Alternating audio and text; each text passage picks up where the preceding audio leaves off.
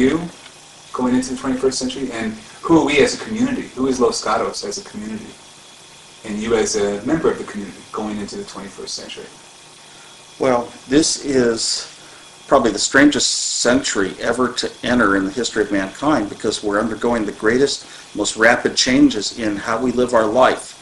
And it's only just starting. Some people can avoid the total transformation to the internet and electronic communication, but it's so like a big heavy steamroller that you can't stop, that by the end of this next century, it's going to be just virtually everything that we do nowadays with materials made of atoms. It's all going to be bits on wires floating around.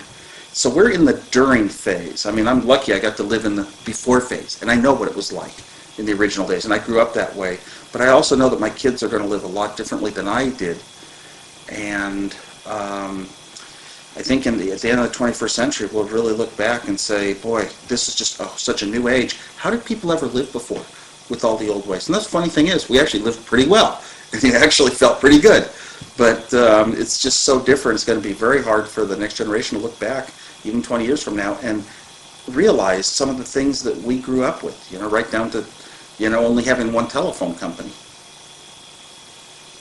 Cool.